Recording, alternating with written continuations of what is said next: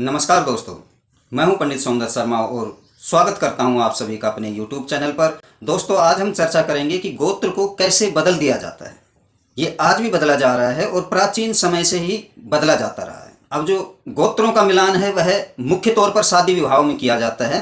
और होता क्या है ये बताता हूँ आपको कि गोत्र को बदला कैसे जाता है। जब लड़का और लड़की का विवाह की व्यक्ति सोचता है, पिता सोचता है, तो वह अपने जिसको बिचौला बोलते हैं या अपना कोई जानकार होता है उसको बोलता है कि भैया मेरे जो लड़का है वह विवाह के योग्य हो गया है और इसके लिए कोई लड़की बताओ, या मेरी लड़की विवाह के योग्य है इसके लिए कोई लड़का दिखाओ।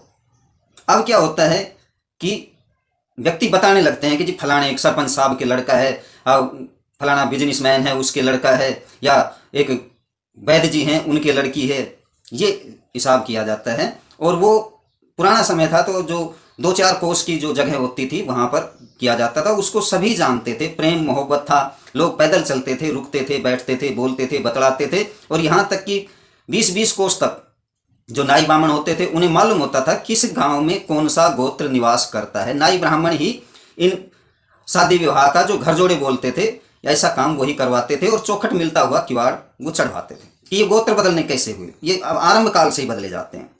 कि जैसे देख लिया कि भैया दिल्ली में हमारी कोई रिश्तेदारी है और वहाँ पर उन्होंने बता दिया कि भाई ये लड़का है, अब वहाँ गोत्र लेंगे।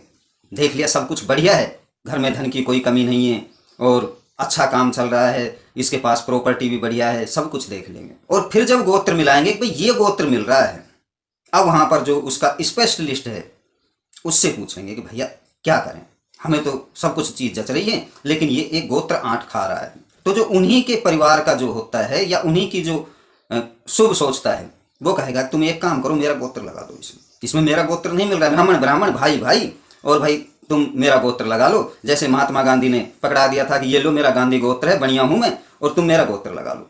ये मैं उदाहरण बता रहा हूँ आपको। उसी प्रकार वो गोत्र लेकर के और अपने पीछे टाइटल के रूप में चिपका देते हैं कि जी हम तो ये हैं। अब वो व्यक्ति ढूंढता फिर बोले ठीक है जी अब तो गोत्र नहीं मिल रहा है। वो अपना असर जरूर दिखाएगा, वो हम किसी दूसरे वीडियो में बताएंगे। पहला कारण तो ये हो गया। दूसरा क्या होता है कि भाण बेटियां ब्याह दी जाती हैं और भगवान की ऐसी करनी होती है कि वहाँ पर जो वंश नहीं चल पाता है। अब व्यक्ति का प्रेम होता है, भैया हमारी बहन है, उसके बच्चा नहीं हुआ, तो उसका वो अपने भाई से कहती है कि भाई अब मैं क्या करूँ। तो उसका भाई कह देता है कि बहन ठीक है तेरे संतान नहीं है, मैं मेरे 3-4 लड़के हैं, मैं अपना एक लड़का तेरे को दे देता हूँ, तू इसको पाल पोस और बड़ा कर। अब जो पंच सरपंच जो होते थे, जो ग्राम बिरादरी वाले होते थे, उनकी पंचायत बैठती थी और उसे गोदनामा लिख करके और दे दिया जाता था। बच्चा चला गया यहाँ से। सोच लो कि वो कौशिक गोत्र के हैं और वशिष्ठ गोत्र में उन्होंने अपनी बहन की शादी कर रखी है और वहाँ पर उनका वंश नहीं चला।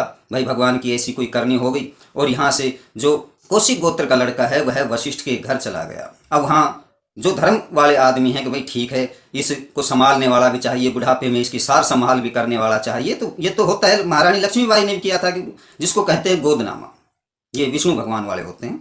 अब क्या हुआ कि वो बच्चा छोटा सा था, उसको नहीं मालूम है, ये तो उसको बाद में मालूम पड़ जाएगा कि भाई मैं वहां से आया हूं।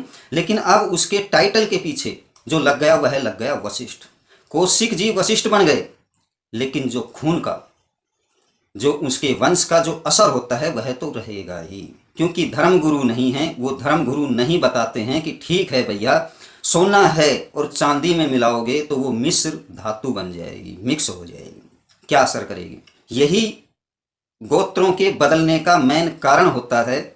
और इसे जो समाज में सामाजिक जो प्राणी होते हैं, जो हम मनुष्य रह रहे हैं, हम प्रेम से रहते हैं, प्रेम की वो करते हैं, तो वहाँ पर जो धर्म गुरु होता है उसका तो एक मत होता है। वो तो साफ ग्रंथों से निकाल कर कह देगा कि भैया गोत्र नहीं बदलेगा, ठीक है आप सब कुछ बदल दो, माता पिता आपने बदल दिए लेकिन जन्म देने वाली माँ को तो नहीं बदला है ना। कृष्ण भगवान ने देवकी से जन्म लिया था, यशोदा ने पाला था। यशोदा कह देती थी कि मैं तो इसकी पालनहार माता हूँ, धाय माँ हूँ, लेकिन मैंने इसको जन्म नहीं दिया है, मैं तो पिछले जन्म की केकई हूँ, मैंने इसे वनवास में भेजा था, मैंने तपस्या की और इसको वरदान ले लिया कि भाई मैं इसको पालूं। ये तो जन्म तो हर समय यशोदा के ही लेगा, चाहे वो कौशल्या हो चाहे यशोदा हो। वही सिस्टम इसमें होता है दोस्तों।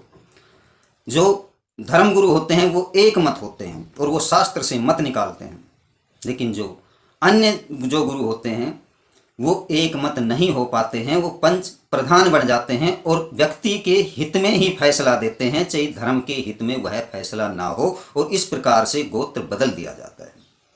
ये आज से नहीं, प्रारंभिक काल से बदला जाता है और यही प्रवर होते हैं। नमस्कार दोस्तों।